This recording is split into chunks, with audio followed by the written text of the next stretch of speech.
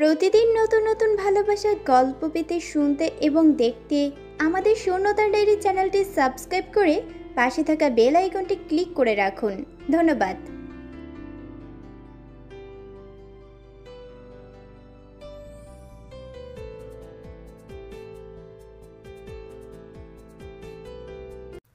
স্ত্রী হচ্ছে বিছানার সৌন্দর্য, এদের সেভাবেই দেখবে, বাড়তি লাই দেওয়ার কোনো প্রয়োজন নাই। আর স্ত্রী শব্দটার ইংরেজি একটা প্রতিশব্দ আছে, জানো তো? শব্দটা হচ্ছে বেড ফেলো, মানে শয্যা সঙ্গী। এদের সাথে কাহিনী ওই শয্যা পর্যন্তই রাখবে। এই স্ত্রীদের এত লাই দিও না, দেখবে তোমাদেরকে ভেড়া বানিয়ে রেখে দেবে। পুরুষ হয়ে জন্মেছ, পুরুষ হয়ে বাঁচো, পৌরুষ নিয়ে বাঁচো। আমার দলে আমি কোনো ভেড়া রাখবো না। ফের যদি আজকের এই ইম্পর্টেন্ট মিটিংয়ের সময় কারো স্ত্রী নাম্বার থেকে ফোন আসে, তাহলে তাকে আজ এই সামি নিয়ে আসার পশ্চাৎ দেশে লাথি মেরে রুম থেকে বের করে দেবে। সামিনিয়া স্যার কথাটা বলে শেষ করতে না করতেই মিটিং রুমে সবাই যার যার ফোন বের করে ফোনটা সাইলেন্ট করে ফেলে। তারা তাদের নেতা সামিনিয়া স্যারকে খুব ভালো করেই জানে। আজ সমাবেশের আগে পশ্চাৎ দেশে লাথি খাওয়ার শখ নেই কারো। সামিন চেয়ারের হাতলে তার বা হাতটা রেখে দুটো টোকা মেরে বলে, চোখ কান খোলা রাখবে সবাই। পুলিশ যতই থাকুক না কেন, নিজেদের সাবধানতা অবলম্বন করতে হবে। আমি নির্বাচনের আগে আমার কোনো ছেলেকে হারাতে চাই না। জি ভাই। সবাই একসাথে বলে ওঠে। সামিন ইয়াসার হাতঘড়ির দিকে একবার তাকিয়ে চেয়ারে পিঠ ঠেকিয়ে হেলান দিয়ে থাকে, তার দু চোখ বন্ধ। ভাই, আতাউরের বাচ্চার খবর শুনেছেন? মনে হয় না বাঁচবে। জানি না কাজটা কে করেছে, তবে সুবিধা হয়েছে আমাদের। একটা বড় কাটা পথ থেকে সরে গেছে। বেশি ফাল পারতেছিল হারামজাদা। জামিলের কথায় সামির ইয়াসারের চোখ খুলে তার দিকে চায়, গম্ভীর কণ্ঠে বলে ওঠে, ভদ্রভাবে কথা বলো জামিল। আতাউরের বাচ্চা আবার কি ধরনের কথা? মুরব্বী মানুষ, সম্মানের সাথে ডাকবে। ওনার নাম আতাউর আলম। জামিল থতমত খেয়ে যায়। ইয়াসার ভাইয়ের মতো মন বোঝা বড় দায়। প্রতিদিন যে লোক এই আতাউর আলমকে তুলোধুনো করতে ছাড়ে না, সে আজ মুরব্বীর জ্ঞানের পাঠ পড়াচ্ছে। কি অদ্ভুত! সামির ইয়াসার কয়েক মুহূর্ত চুপ করে থেকে বলে, আমার তরফ থেকে একটা ফ্লাওয়ার বুকে নিয়ে গিয়ে হসপিটালে দিয়ে আসিস কেউ। বাড়ির লোকদের গিয়ে বলবি সামিনে আসার পাঠিয়েছে, সে খুবই দুঃখ প্রকাশ করেছে। দলের দুজন তরুণ প্রতিনিধি মাথা নাড়ায়। সামিন ইয়াসার উঠে হেলতে দুলতে রুম থেকে বেরিয়ে যায়। দলের সবাই তাদের নেতার অনুসরণ করে কালো পিঁপড়ার দলের মতো লাইন ধরে দলীয় মিটিং রুম থেকে বের হয়। জনসমুদ্রের উত্তাল ঢেউ উপচে পড়ছে আজ এই এলাকায়। সরকার দলীয় পার্টির সাবেক সংসদ সদস্য ইমতিয়াজ মির্জার বড় ছেলে সামিন ইয়াসির, যে কিনা খোদ নিজেও ছাত্রনেতা, সে আজ সমাবেশের ডাক দিয়েছে। মানুষটাকে দেখার জন্য উত্তপ্ত মরুভূমির মতো বিশাল মাঠটাতে ঠেলাঠেলি করে দাঁড়িয়ে আছে স্কুল পড়ুয়া ছাত্র থেকে শুরু করে বৃদ্ধদের দল। সবাই অপেক্ষা করছে কখন নেতা তার ভাষণ শুরু করবে। সবার অপেক্ষার পালা শেষ হয়। সিংহের মতো হেলে দুলে মঞ্চে উঠে জনতার দিকে ফিরে হাত নাড়িয়ে মাইকের সামনে গিয়ে দাঁড়ায়। বয়সের চেয়ে গম্ভীর এবং রাশভারী কণ্ঠে জনতাকে উদ্দেশ্য করে বলে, আসসালামু আলাইকুম প্রাণপ্রিয় ভাইয়েরা। জনসমুদ্রে মৃদু গুঞ্জন শোনা যায়। সবাই সালামের উত্তর দিচ্ছে। সামিন ইয়াসারকে বলতে থাকে, আপনাদের সবার জন্য প্রাণ ঢালা ভালোবাসা নিয়ে আজ আমি সামিন ইয়াসার মির্জাই মঞ্চে এসে দাঁড়িয়েছি। আপনারা আমাকে গ্রহণ করুন। আমি আমার বাবা ইমতিয়াজ মির্জার আদর্শে বেড়ে ওঠা। আর কিছু বলার আগেই নরম একটা মেইলি হাত সামিন ইয়াসারের বাহু ধরে ঘুরিয়ে দেয়। সামিন ইয়াসার কিছু বুঝে ওঠার আগেই তার ডান গালে সজোরে একটা চর বসিয়ে দেয়। তার সামনে দাঁড়িয়ে থাকা একজন তরুণী। ঘটনার আকস্মিকতায় হতভম্ব হয়ে দাঁড়িয়ে যায় সামিন ইয়াসারের দলীয় তরুণ কর্মীরা। জনতার সমুদ্রে গুঞ্জন শোনা যায় মুহূর্তেই। হচ্ছেটা কি আসলে? ডান গালে হাত দিয়ে সামনে দাঁড়িয়ে থাকা তরুণীর দিকে বিস্ময় ও প্রচণ্ড রাগ মিশ্রিত দৃষ্টি দিয়ে তাকিয়ে আছে সামির। কয়েক মুহূর্ত সময় নিয়ে মেয়েটিকে পা থেকে মাথা পর্যন্ত পর্যবেক্ষণ করে নেয় সে। লম্বা 5 ফুট 3 ইঞ্চির মতো হবে, পাতলা ফিনফিনে শরীর, তুলো একটা আছাড় মারা যাবে অনায়াসে। মেয়েটি সুন্দরী, উজ্জ্বল শ্যামলা বর্ণে সুশ্রী মুখটা যেন তথাকথিত ফর্সা সুন্দরীদের হারিয়ে দেবে। মেয়েটি তার দিকে ঘৃণার দৃষ্টি দিয়ে তাকিয়ে আছে। সামির ইয়াসারের বুঝতে চেষ্টা করে মেয়েটি কে হতে পারে। নিশ্চয় মেয়েটি বিরোধী পার্টির একটা গুটি, যাকে আজ সামির ইয়াসারের সমাবেশে বানচাল করতে পাঠানো হয়েছে। মুহূর্ত কেটে যায়। মেয়েটি একটা গম্ভীর নিঃশ্বাস ফেলে কান্না মিশ্রিত কিন্তু তেজি কণ্ঠে বলে ওঠে, বাবার আদর্শ একটা নিরপরাধ মানুষকে রাস্তা থেকে সরানোর জন্য তার জানের উপর হামলা করাটাও বাবার আদর্শ। রাজনীতির পাঠে আপনার আদর্শবান পিতা বুঝি এসব শিখিয়েছে আপনাকে? নির্বাচনে জেতার এত লোভ যে কাপুরুষের মতো পেছন থেকে ছুরি বসিয়েছেন। সম্মুখের সমরে নামার মুরদ নেই, তাই না? কাপুরুষ, আপনার মুখে আমি থুতু দিলাম। দ্বিতীয়বারের মতো সবাই হতবাক করে দিয়ে মেয়েটি সামির ইয়াসারের গালে থুতু ছুঁড়ে মারে। ইয়াসার হাত মুষ্টিবদ্ধ করে মেয়েটির উদ্ধত দেখতে থাকে চুপচাপ। মেয়েটি ঘাড় ঘুরিয়ে জনতার দিকে তাকায়, ধীর পায়ে এগিয়ে গিয়ে মাইকের সামনে গিয়ে দাঁড়ায়, চেঁচিয়ে বলতে থাকে, একটা আস্ত ক্রিমিনাল এই লোকটা। জনসেবার আড়ালে লুটপাট, মানি লন্ডারির, সরকারের টাকা মেরে দেওয়া, খুন খারাপি করে বেড়ায় এই লোকটা। এদের পারিবারিক ইতিহাস ভুলে গিয়েছেন আপনারা সবাই। আজ একটা অপরাধীর ডাকে সাড়া দিয়ে এখানে এসেছেন সবাই। লজ্জা করে না? লজ্জা করে না আপনাদের? সামির ইয়াসারের দলের ছেলেরা ক্ষেপে গিয়ে মঞ্চের দিকে এগিয়ে আসে। ইয়াসার তাদের হাত দিয়ে ইশারা করে থামিয়ে দেয়। মেয়েটা সামির ইয়াসারের চোখের দিকে তাকিয়ে একটা তাচ্ছিল্যে হাসি হেসে মঞ্চ থেকে নেমে যায়।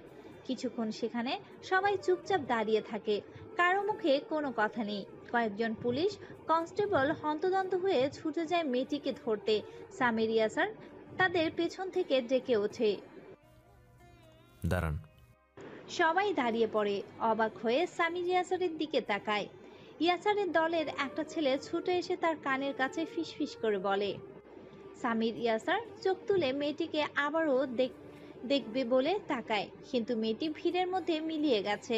সামিরের দিকে সবাই ভীত চোখে তাকিয়ে আছে। পুলিশ কনস্টেবল এসে বলে, সামির ইয়াসারের জনতার দিকে একবার তাকায়, তারপর পুলিশ কনস্টেবলকে বলে, এটা আমার মামলা, আমি বুঝে নেব। মুখমণ্ডলের ঘাম মুছতে মুছতে ওনার এখন চটচটে হয়ে গিয়েছে। আজ সূর্যের তাপটা অসহনীয় পর্যায়ে গিয়ে ঠেকেছে। আলো সিএনজি ভাড়া মিটিয়ে ব্যাগটাকে মাথার উপর ছাতার মতো ধরে রোদের তাপ প্রতিহত করে। কিছুক্ষণ ওখানে এভাবেই দাঁড়িয়ে থেকে নিজেকে ধাতস্থ করে নিয়ে দৌড়াতে দৌড়াতে চলে যায় কেবিনের নাম্বার 209 এর কাছে। কেবিনের সামনে এসে তার পা ফেলার গতি কমে যায়। শরীরটা অজানা আতঙ্কে একটু একটু করে কাঁপছে। গত একদিনের মুখে কিছু দেয়নি সে। ব্লাড প্রেশার লো হয়ে গিয়েছে, মনে হচ্ছে এক্ষুনি মাথাটা চক্কর দিয়ে নিচে পড়ে যাবে। কেবিন নাম্বার 209 এর সামনে দাঁড়িয়ে আছে আজান এবং আয়াত, আলোর ছোট দুই ভাই। ওরা জমজ, দুজনে এবার কলেজে ভর্তি হয়েছে। বড় আপুকে দেখতে পেয়ে ছুটে আসে দুজনেই। আলো হাঁপাতে হাঁপাতে বলে, জ্ঞান ফেরেনি তাই না? আরে ঘাবড়াচ্ছিস কেন? ডাক্তার বলেছে 48 ঘন্টা পর জ্ঞান ফিরবে। 48 ঘন্টা হতে এখনো 7 ঘন্টা বাকি। আয়াত কান্না মিশ্রিত কণ্ঠে বলে, আম্মুকে সামলানো যাচ্ছে না আপু, তুমি কিছু একটা করো। আলো একটা গম্ভীর নিঃশ্বাস ফেলে তারপর বলে, তোরা দুইজনে এখানে তাহলে আম্মুকে দেখবে কে? আজান তুই বাড়িতে যা, আয়াত আমার সাথে থাকুক। তুমি কোথায় গিয়েছিলে আপু? কোনো থানা পুলিশের ঝামেলায় গিয়েছো নাকি? আমার খুব ভয় করছে। আজানের কথায় আলোর মুখটার হাসি হাসি করার বৃথা চেষ্টা করে বলে, অনেক গুরুত্বপূর্ণ একটা কাজ করে এসেছি, যেটা না করলে আমার বিক্ষিপ্ত মন শান্ত হতো না। আয়াত আর আজান দুজনেই তাদের বড় আপুর কথায় কিছু বুঝতে পারছে না। আলো সেদিকে ভ্রুক্ষেপ না করে তার বাবা আতাউর আলমের কেবিনে দরজার সামনে গিয়ে দাঁড়ায়। দরজার কাছ দিয়ে চোখ রেখে নিজের বাবার অক্সিজেন মাস্ক লাগানো ক্ষতবিক্ষত শরীরটার দিকে তাকিয়ে বিড়বিড় করে বলে ওঠে, আমি ওই লোকটাকে উচিত শিক্ষা দিয়ে ছাড়বো আব্বু। হ্যাঁ, আমি ওই মেয়েটার সম্পূর্ণ খবরাখবর চাই। কোন কলেজে পড়ে, কোথায় কোথায় যায়, মানে ওকে নজরে নজরে রাখবে। কেন বলছি? কারণ আমার দরকার তাই। এখন ফোনটা রাখো, যা করতে বলেছি করো।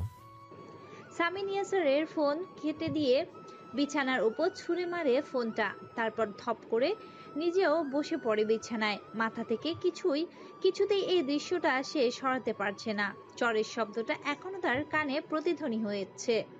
ওই মেয়েটার তার গালে থুতু ছুঁড়ে মারার দৃশ্যটা মস্তিষ্কে দামামা বাজিয়ে যাচ্ছে। শামীম ইয়াসার চোখ বন্ধ করে বিছানায় হাত পা ছড়িয়ে শুয়ে থাকে।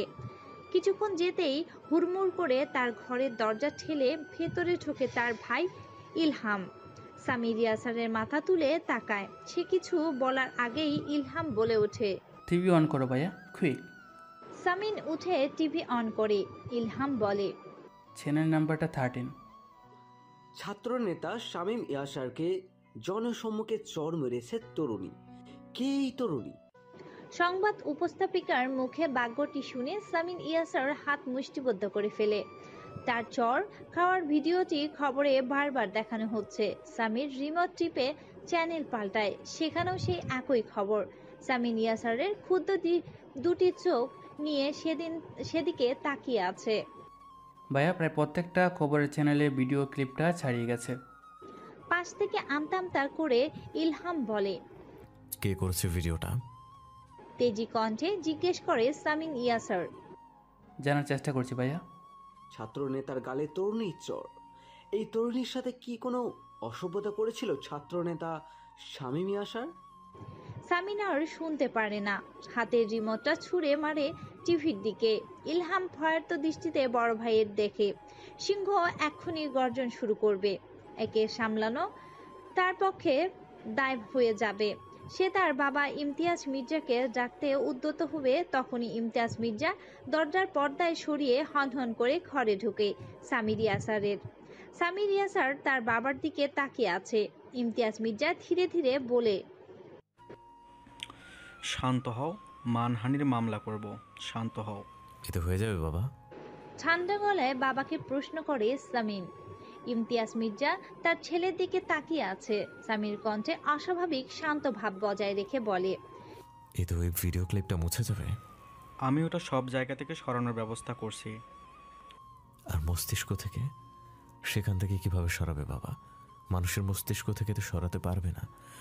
সামিন ইয়াসার জনসম্মুখে একটা মেয়ের হাতে চর খেয়েছে। মেয়েটা তার গায়ে থুথু মেরেছে। এটা তাদের মস্তিষ্কে গেঁথে গেছে বাবা। ওরা আজীবন মজা ওরা এটা নিয়ে, আজীবন। ইমতিয়াজ মির্জা চুপ করে থেকে বলে, আমি মানহানির মামলা দিব। না। ঠান্ডা গলায় বলে ইয়াসার। হাসপাতালের করিডোরে একটা লম্বা ধরনের বেঞ্চিতে পা উঠিয়ে বসে আছে আলো।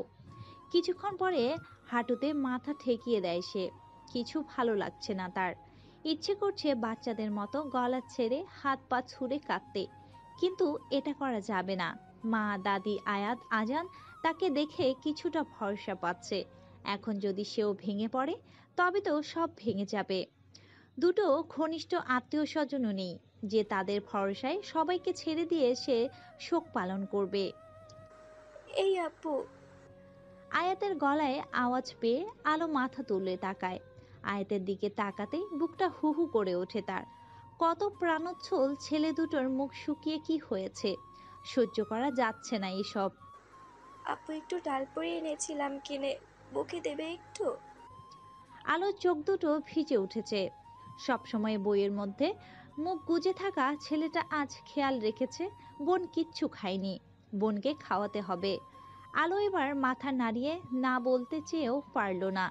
ডালপুরির ঘ্রাণে তার পেটের খিদে মাথাচাড়া দিয়ে উঠেছে। সে হাত বাড়িয়ে প্যাকেটটা নিয়ে গোগ্রাসে গিলতে থাকে খাবারটা। আয়াত চোখের চশমা খুলে চশমাটা পরিষ্কার করতে করতে বলে, সত্যি করে বলো তো, কোথায় গিয়েছিলে?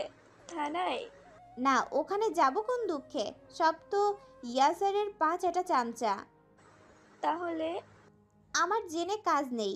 শোন না, আমায় একটু ওয়াশরুমের কাছে নিয়ে যা। আয়াত উঠে দাঁড়ায়। আলো আয়াতের পিছু পিছু যাচ্ছে। হঠাৎ করে সে বুঝতে পারল লোকজন তাকে দেখছে। তার দিকেই তাকিয়ে আছে আগন্তুকরা। অস্বাভাবিক লাগছে আলোর কাছে ব্যাপারটা। আলো আয়াতকে বলে, শোন না, আমার মুখে কি কিছু লেগে আছে দেখ তো। না আপু, কেন? আলো কিছু বলে না। হাঁটতে হাঁটতে ওয়েটিং রুমের কাছে এসে সে থমকে যায়। আয়াত মাথা ঘুরিয়ে চোখ বড় বড় করে আলোর দিকে তাকিয়ে আছে। ওয়েটিং রুমের বড় স্ক্রিনে টিভির সামির ইয়াসিরকে থাপ্পড় মারা ভিডিওটি চোখে পড়তেই সে স্তব্ধ হয়ে যায়। লোকজন হাঁ করে দেখছে। প্রত্যেকটা লোকের খবরে চ্যানেলে একই জিনিস দেখানো হচ্ছে। আলো হতভম্ব হয়ে ওখানে দাঁড়িয়ে থাকে। আয়াত আতঙ্কিত হয়ে তার বোনকে দেখতে থাকে। বিড়বিড় করে বলে, আপু এটা তো তুমি। আলো কোনো কথা না বলে আশেপাশে থাকায় সবার দৃষ্টি টিভির দিকে। তাকে এখনো সম্ভবত ওয়েটিং রুমে বসে থাকা মানুষগুলো দেখতে পায়নি। কেউ দেখে ফেলার আগেই আলো তড়িঘড়ি করে হ্যান্ডব্যাগ থেকে মাস্ক বের করে পরে নেয়। আয়াতের হাত ধরে দ্রুত ওখান থেকে আড়াল হয়ে যায়। আপু তুমি এটা কি করলে? ওই লোকটাকে কেন চড় মারলে? ওটা ওই লোকটার প্রাপ্য ছিল। তাহলে এখন এখন কি হবে? দেখলে প্রত্যেকটা চ্যানেলে তোমাকে দেখাচ্ছে। এই উটকো ঝামেলার মোকাবেলা কিভাবে করবে? যা হয় হোক, আমার আব্বুর গায়ে হাত দিয়েছে, ওই লোকটাকে এর দাম দিতেই হতো। যে এই ভিডিওটি করেছে তাকে ধন্যবাদ দিতে হবে। ওই লোকটার মান সম্মান সব ধুলোয় মিশে যাক। বেশ হয়েছে, পশু একটা। কিন্তু আপু ও যদি তোমার কোনো ক্ষতি করে দেয়? নির্বাচনের আগে কিছু করতে পারবে না ও। ওর হাত পা বেঁধে রেখেছে ওর ক্ষমতার প্রতি লোভ। আমার কিছু হলে সবাই ভাববে ও করিয়েছে। আমার মনে হয় না ও এই রিস্ক নিতে চাইবে। তোরা চিন্তা করিস না, কিচ্ছু হবে না আমার। পুরো নাম অদ্রিতা আলো, অনার্স চতুর্থ বর্ষের ছাত্রী, ইংরেজি বিভাগ, স্থানীয় মহিলা কলেজে পড়ে, পড়াশোনার পাশাপাশি টিউশনি করে বেড়ায়। খুবই আত্মমর্যাদার সম্পন্ন একটা মেয়ে।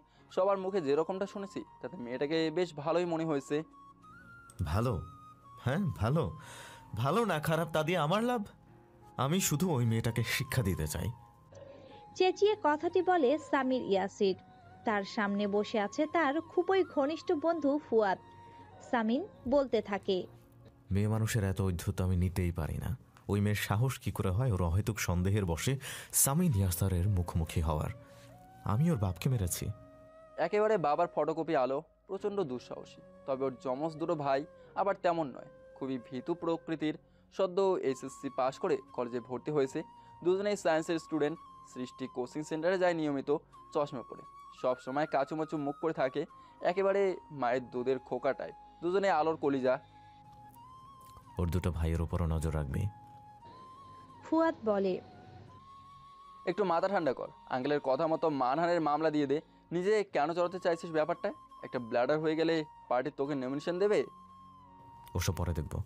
এখন আমি শুধু আর শুধুই ওই মেয়েটার ভোগান্তি দেখতে চাই। এই 32 বছরের জীবনে আমার নিজের মা কখনো আমার গায়ে হাত তোলে না, আর ওই মেয়েটা সবার সামনে দাঁড়িয়ে। আর কিছু বলে না ইয়াসার। রাগ, ক্ষোভ, প্রতিহিংসায় মিশ্রণ অনুভূতি নিয়ে ফুঁসছে সে। ফুয়াদের ফোনে একটা ফোন আসে। সে ফোনটা রিসিভ করে। হ্যাঁ। আওয়াজ করে উত্তর দিয়ে ফোনটা রেখে দেয়। ইয়াসার দিকে তাকিয়ে বলে, আতাউর আলমের জ্ঞান ফিরেছে গতকাল রাতে। স্ত্রী কন্যা এখন হসপিটালে আছে। তার যমজ ছেলে দুটো কোথাও বেরিয়েছে। দুটোকে আমার কাছে ধরে নিয়ে আয় এখন।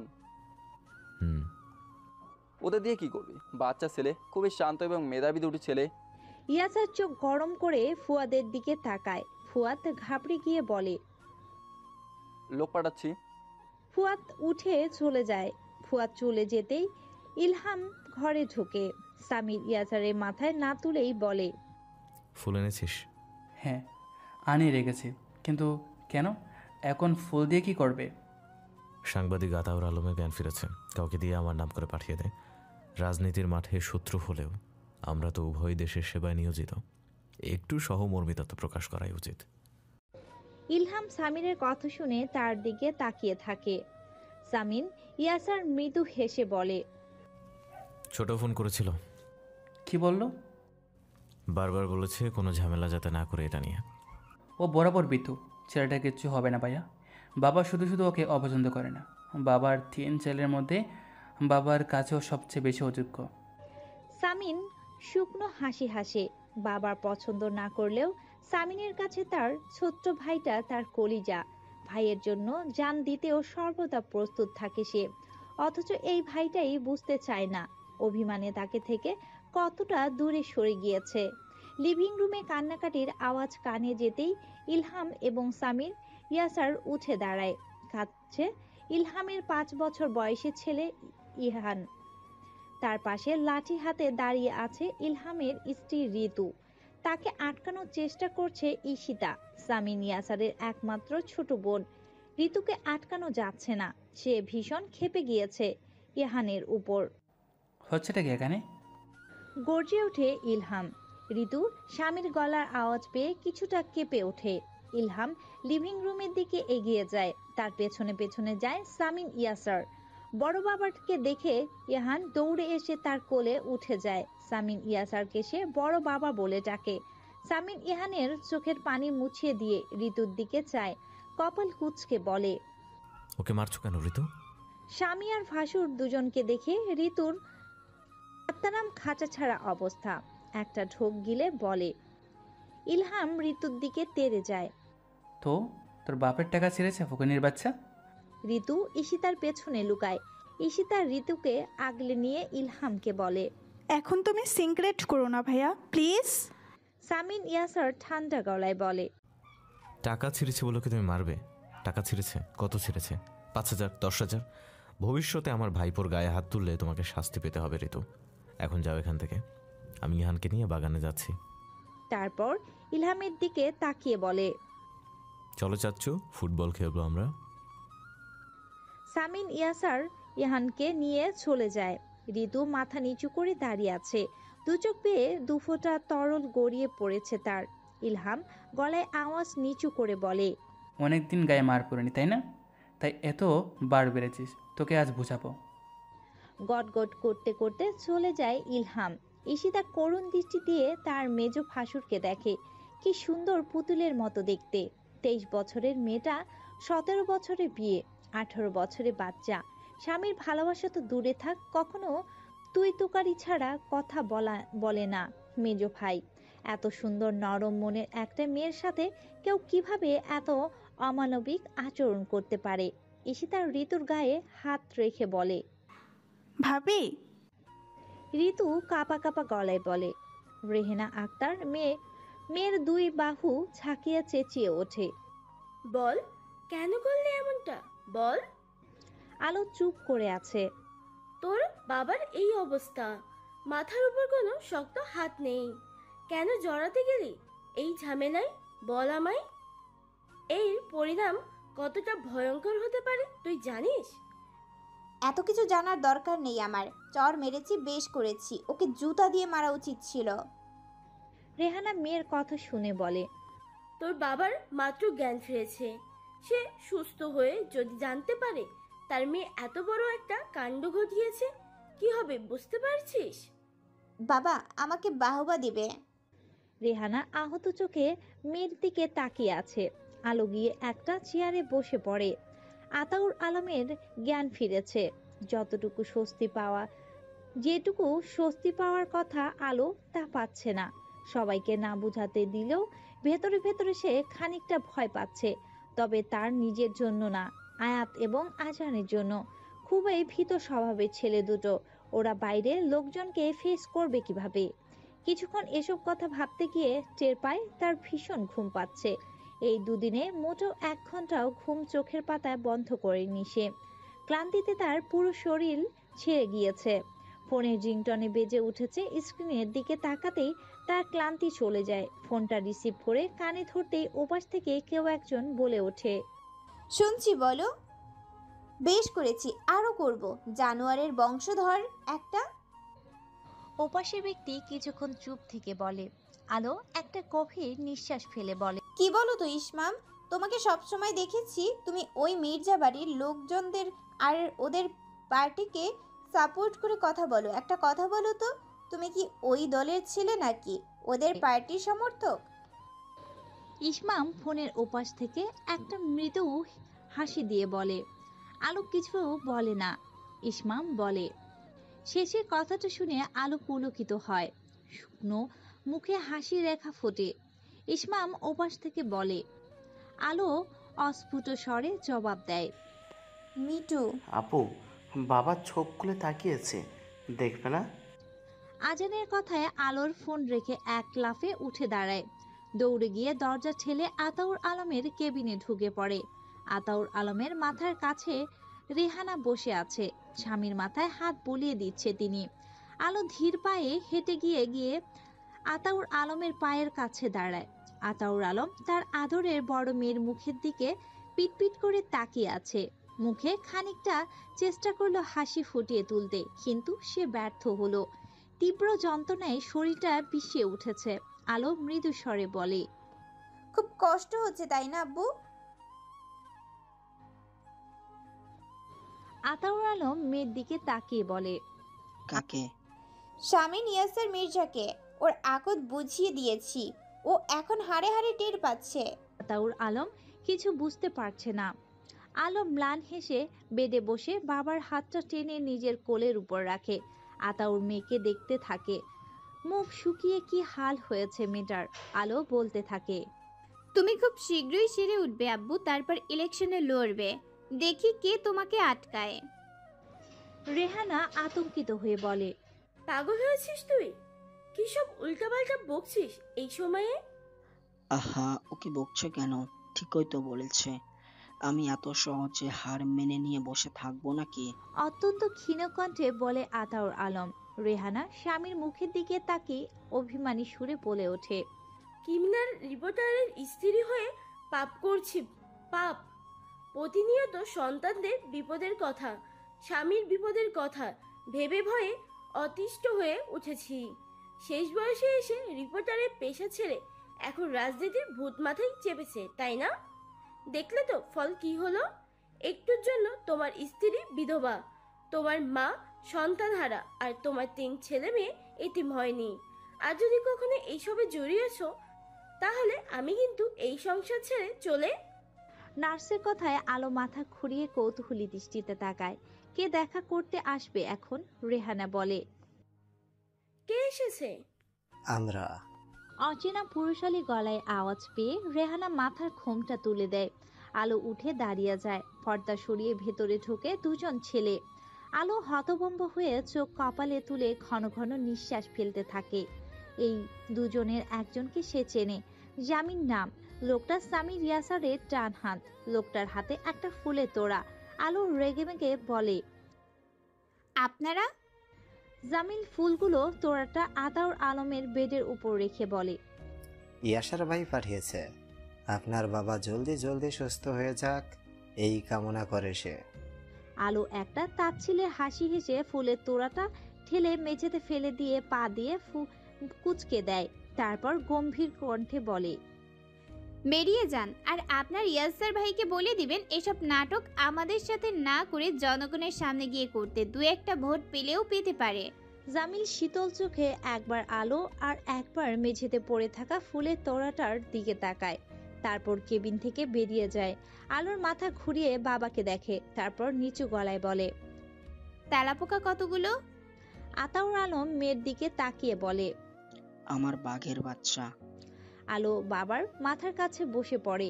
বাবার মাথায় হাত বুলিয়ে মৃদু হেসে বলে, আর তুমি বাঘ। তা তোমার মেনি বিড়াল ভাই দুটো কোথায় গিয়েছে? ওদের কোচিংয়ে পাঠিয়ে দিয়েছি আব্বু, বেশ কয়েকদিন ধরে যায়নি। ভালো করেছিস। বাপ বেটির কিছুক্ষণ চুপ করে থাকে। আলোর ফোনে রিংটন বেজে উঠতেই আলো সেদিকে তাকায়। আজানের ফোন। আলো রিসিভ করে কানে ধরতেই ওপাশ থেকে কান্না মিশ্রিত কণ্ঠে আজান বলে ওঠে, আপু, এই নেংটি ইঁদুর দুটিকে কোথা থেকে ধরে আনলি রে জামিল? এদের কি করবি? হুশ। ঠোঁটে আঙুল চেপে আরবকে চুপ করিয়ে দিয়ে জামিল ফিস ফিস করে বলে, কথা বলিস না, ভাইয়ের মাথা খুবই গরম আছে, কানের নিচে খাবে। আরব গলার আওয়াজ জামিলের থেকেও নিচু করে বলে, কিন্তু এরা কারা? এই ছেলে দুটোকে আটকে রেখেছিস কেন? সময় আসুক, বুঝতে পারবি। জামেল। ফুয়াদের ডাক শুনে দৌড়ে সেখানে চলে যায় সে। ফুয়াদ সামিন ইয়াসারের পাশে বসে আছে। ইয়াসারের মুখে কোনো ভাবান্তর নেই, চুপচাপ বসে আছে সে। জামিন গিয়ে জামিল গিয়ে ফুয়াদকে বলে, জি ভাই, বলেন। হাসপাতালে ফুল নিয়ে গিয়েছিলি? জি। কি হয়েছে সেখানে? মেয়েটা ফুলের তোড়া পায়ের নিচে ফেলে কুচলে দিয়েছে আর বলেছে স্বামী নিয়াসারকে যেন বলে দেই এসব নাটক জনগণের সাথে করতে। ফুয়াদ কথাটি শুনে সাথে সাথেই সামিন ইয়াসারের দিকে তাকায়। সামিন বলে, দেখলি, বলেছিলাম না, আগা গোড়া পুরোটাই তেজে ভরা। ওর তেজ আজকে ভাঙবো, আসুক একবার। রাহাত নামের একটি ছেলে পাশ থেকে বলে ওঠে, ভাই, মেয়েটা ভীষণ জাদরেল। একটা কাহিনী বলি, শোনেন। ওর কলেজের পাশে মঞ্জুর চায়ের দোকান আছে না, একদিন সেখানে আনোয়ারের গ্যাং কলেজের ছুটির সময় বসে আড্ডা দিচ্ছিল। তো আলো ওর বান্ধবীদের সাথে দোকানের পাশ দিয়ে যাবার সময় আনোয়ারের দলের একটা ছেলে ব্যাড কমেন্ট করে। আলো এসে সরাসরি সে ছেলের মুখোমুখি দাঁড়ায়, চোখে চোখ রেখে বলে। ছেলেটা হাসতে হাসতে বলে। রাহাত কথাটা বলে শেষ করতে পারে না। ফুয়াদ, জামিল এবং অন্যান্য উচ্চ শব্দে হেসে ফেলে। সামিন ইয়াসার কটমট দৃষ্টিতে ফুয়াদের দিকে তাকাতেই ফুয়াদ অনেক কষ্টে হাসি বন্ধ করে। বাকিরাও নিশ্চুপ হয়ে যায়। সামিন ইয়াসার বিড়বিড় করে বলে, আসুক আজ। জামিল বলে, ভাই, ওলা দুইটা অনেক কাছে। ধমকাধমকি করিস না, যা করার ওর বোনের সাথে করব। গম্ভীর কণ্ঠে বলে সামিন ইয়াসার। তারপর বলে, এখানে নিয়ে আয় দুটোকে। 2-3 জন গিয়ে আজান আর আয়াতকে নিয়ে আসে। দুজনে ভয়ে কাঁপছে। তাদের এনে সামিন ইয়াসারের সামনে রাখা হয়। আয়াত কাঁপা কাঁপা গলায় বলে, ভাইয়া, ওনাদের বলুন না আমার চশমাটা দিয়ে দিতে। চশমা ছাড়া আমার ভীষণ অসুবিধা হয়। সামিন ইয়াসার গম্ভীর কণ্ঠে বলে, তোমাদের আপু আসুক, সব দিয়ে দেওয়া হবে তোমাদের। কয়েক মুহূর্তে কাটে। আয়াতের মুখের দিকে তাকিয়ে কিছুটা মায়া হয় সামিনের। জামিলকে বলে, ওর চশমা দে। জামিল চশমাটা এনে দেয়। রিকশা থেকে নেমে আলো চারপাশে তাকিয়ে আন্ডার কনস্ট্রাকশন বিল্ডিংটা খুঁজে বের করে। বিল্ডিংটা আজান আয়াতের কোচিংয়ের ঠিক পাশেই। দ্রুত পায়ে হেঁটে সে গেটের ভিতরে প্রবেশ করে। নিজের দিকে তাকিয়ে গায়ের ওড়নাটা ঠিকঠাক আছে কিনা দেখে নেয়। ফোনের সব বন্ধুদের মেসেজ দিয়ে রেখেছে সে। বিপদের আভাস পেলেই একটা ফোন করবে। অসম্পূর্ণ হয়ে থাকা গ্রাউন্ড ফ্লোরে উঠে সে দাঁড়িয়ে পড়ে। মৃদু স্বরে বলে, আয়াত আজান। আয়াত আজান আলোর কণ্ঠ শুনতে পেয়ে যেন দেহে প্রাণ ফিরে পায়। মাথা ঘুরিয়ে আলোর কাছে এক প্রকারে দৌড়ে যায়। আলো দুহাতে দুই ভাইকে আগলে নেয়। উৎকণ্ঠা নিয়ে বলে, কি হয়েছে, কি হয়েছে তোদের? আপু, ওই লোকগুলো আমাদের এখানে আটকে রেখেছে। সামিন ইয়াসারের দিকে আঙ্গুল তুলে বলে আজান। আলো চোখ কপালে তুলে ফেলে। আজান আয়াতকে সরিয়ে দিয়ে বলে, আটকে রেখেছে মানে? দ্রুত পায়ে হেঁটে আলো সামিন ইয়াসারের মুখোমুখি দাঁড়ায়। চোখে চোখ রেখে বাজখাই গলায় বলে, এসব কোন ধরনের অসভ্যতামি? আমার ভাই দুটোকে আটকে রেখেছেন কেন? সামিন ইয়াসার আলো চোখের দিকে তাকিয়ে থাকে। কোনো এক অজানা কারণে সে চোখ ফেরাতে পারছে না পারছে আলো নামের এই বিচ্ছু মেয়েটিকে কিছু বলতে। পাশ থেকে জামিল বলে ওঠে, ভাইয়ের সাথে চোখ নামিয়ে কথা বলুন, বেয়াদবি ভাইয়ের পছন্দ না। আলো একটা তাচ্ছিল্যের হাসি হেসে বলে, যার গালে 2 দিন আগে চর মেরেছি এখন তার সাথে চোখ নামিয়ে কথা বলতে হবে? সামিন ইয়াসার রাগে অন্ধ হয়ে হাত মুষ্টিবদ্ধ করে ফেলে। ইচ্ছে করছে এই 5 ফুটের মেয়েটাকে চোয়াল চেপে ধরতে। অনেক কষ্টে সে ইচ্ছে দমন করে রেখেছে। আলো জামিলের দিকে তাকিয়ে বলে, আমার ছোট ভাই দুটোকে হেনস্থা করা হচ্ছে তাই না? আমি এক্ষুনি পুলিশ ডাকছি। পুলিশ তো আমরাই ডাকতে পারি ম্যাডাম অদ্রিতা আলো, কিন্তু সেটা চাই না বলেই তোমাকে এখানে ডেকেছি। ফুয়াদ বলে কথাটা। আলো ফুয়াদের দিকে তাকিয়ে বলে, মানে তোমার এই গুণধর 2 ভাইয়ের ব্যাগে ইয়াবা পাওয়া গিয়েছে। আলোর মনে হলো তার সামনে পৃথিবীটা নড়ে উঠেছে, কাঁপছে সবকিছু। সে কাঁপা কাঁপা গলায় বলে, মানে? পাশ থেকে আজান বলে ওঠে, আপু, মিথ্যা কথা, একেবারেই মিথ্যা কথা। ওগুলো 2টো লোক জোর করে ব্যাগে ভরে দিয়েছে। আমার। বিশ্বাস করো তুমি? আলো একটা দম নিয়ে নেয়। বুদ্ধিমতী আলো বুঝতে একটুও বাকি নেই ব্যাপারটা আসলে কি।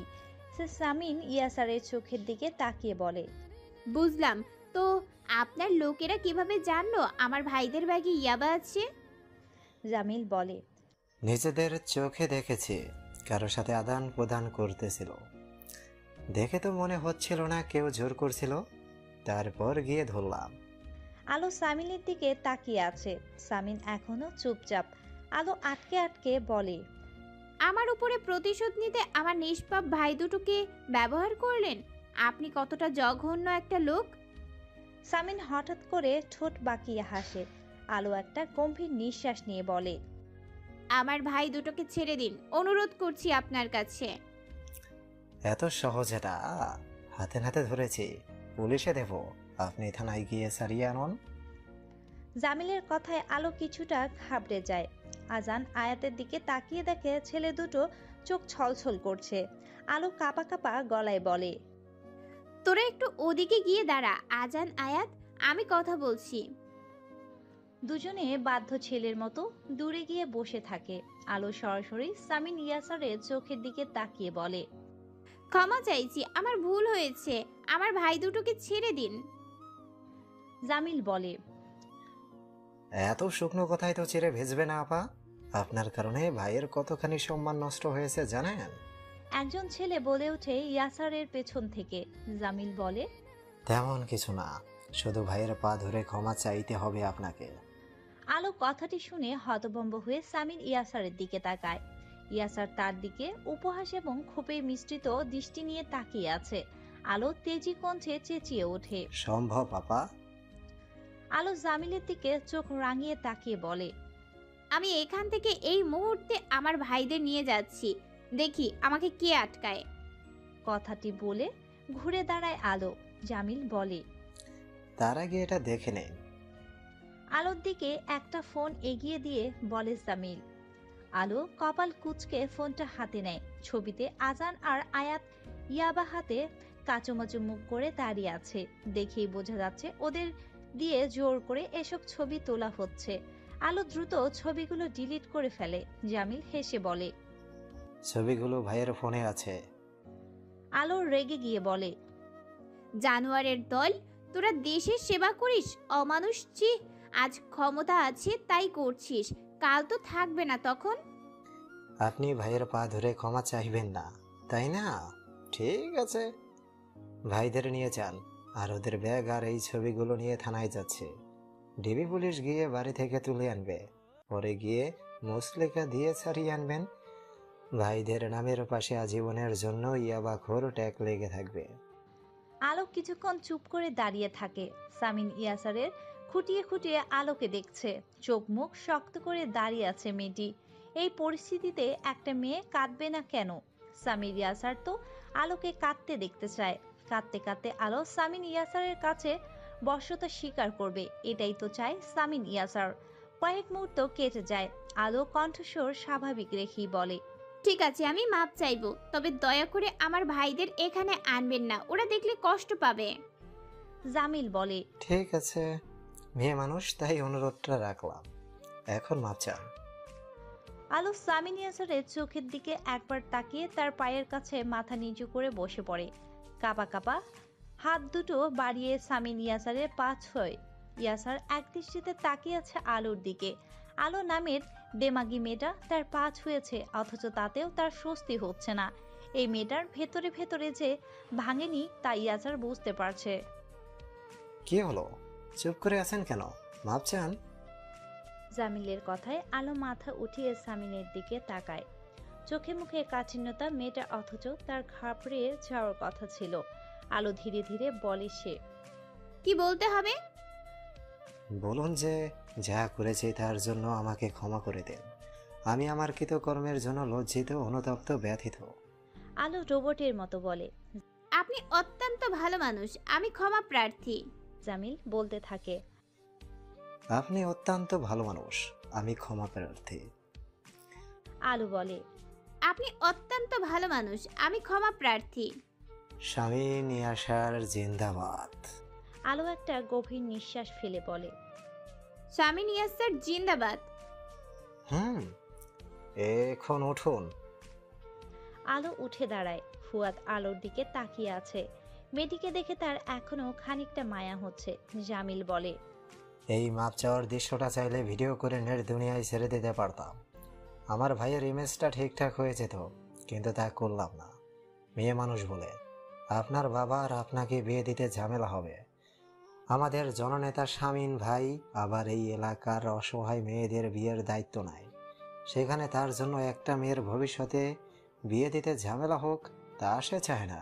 আলো ইয়াসারের চোখের দিকে তাকিয়ে আছে। সামির ইয়াসার এতক্ষণে নীরবতা ভেঙে পাশে দাঁড়িয়ে থাকা রাহাতকে বলে, ওর ভাইদের ব্যাগ দুটো দিয়ে দে। রাহাত দৌড়ে গিয়ে দুটো ব্যাগ এবং আজান আয়াতকে নিয়ে আসে। সামির ইয়াসার বলে, ছবিগুলো ওকে দিয়ে ডিলিট করা। জামিল সামির ইয়াসারের ফোন আলোর হাতে দিয়ে বলে, নিন, ডিলিট করুন। আলো ছবিগুলো ডিলিট করে ফোন দিয়ে দেয়। তারপর আজান আয়াতের দিকে তাকিয়ে বলে, চল। ওরা তিনজন ঘুরে দাঁড়িয়ে 2 কদম ফেলতেই সামির ইয়াসার বলে ওঠে, মেয়ে মানুষের স্বভাবে সবকিছুই থাকতে হয়, তেজ ছাড়া। ওটা বাড়তি বিপজ্জনক খুব। আলো কয়েক সেকেন্ডের জন্য দাঁড়িয়ে পড়ে, কিন্তু সে ঘুরে তাকায় না। আয়াত আর আজানের হাত ধরে দ্রুত পায়ে সেখান থেকে বেরিয়ে আসে। ফুয়াদ সামির ইয়াসারকে দিকে চায়। ফুয়াদ সামির ইয়াসারের দিকে চায়। হয়েছে খুশি এবার? কি সব জেদ যে তোর মাথায় চাপে বুঝি না। তোমার তো ভাঙা মাথার সাথে বন্ধুত্ব করে আমার হয়েছে যত জ্বালা। করে বল, এখন শান্তি পেয়েছিস? না। এক শব্দে সামির ইয়াসার উত্তর দেয়, না মানে মেয়েটা তোর পা হলো তবুও শান্তি পাসনি? সামির ইয়াসার ফুয়াদের দিকে তাকিয়ে বলে, ওর চোখ দেখেছিস তুই? বিন্দুমাত্র আতঙ্কিত হয়নি ওই চোখ দুটো। ও সামিন ইয়াসারকে ভয় পায়নি ফুয়াদ। পা ধরতে হবে বলে ধরেছে, ভয় পায়নি ইয়াসারকে। আমি তোর চোখে ভয় দেখতে চেয়েছি। ফুয়াদের মুখ হা হয়ে যায়। হতভম্ব ভাব নিয়ে বলে, তুই কি শুরু করলি একটু বল তো। কিছুই না। তারপর জামিলের দিকে তাকিয়ে বলে, ওকে নজরে নজরে রাখবি, ওকে আমার চাই। ও ক্ষমতার বললো না তখন, ওকে একটু একটু করে আমার ক্ষমতা সম্পর্কে ধারণা দেব আমি। জামিল মাথা নাড়ায়। তাকে কিছুটা বিচলিত লাগছে। রাজনীতি ছেড়ে ভাই এখন এসব করতে শুরু করলে মারা পড়তে আর টাইম লাগবে না। রাহাত ইয়াসার প্যাকেটটা নাড়িয়ে দেখছিল। হঠাৎ করে বলে ওঠে, ভাই এটা তো ইয়াবা না, এগুলো তো নকল। সামিন ইয়াসার শুকনো হাসি হাসে। পাশ থেকে সবুজ বলে ওঠে, ওই শালা, নকল তো থাকবেই। সামির ইয়াসিররা কি ইয়াবার ডিলার নাকি যে যখন তখন আসল ইয়াবা এনে দিবে? হাসির মৃদু গুঞ্জন শোনা যায় ওদের মাঝে। আজ এই মেয়েটাকে বোকা বানিয়ে কার্যসিদ্ধি করেছে সবাই। খুব মজা পেয়েছে ছোটখাটো এই অ্যাডভেঞ্চারটি করতে পেরে তারা। রিকশায় 3 জন চাপাচাপি করে বসে আছে তারা। আলো পার্স ব্যাগ থেকে ফোন বের করে সময় দেখে। সন্ধ্যা হয়ে গিয়েছে।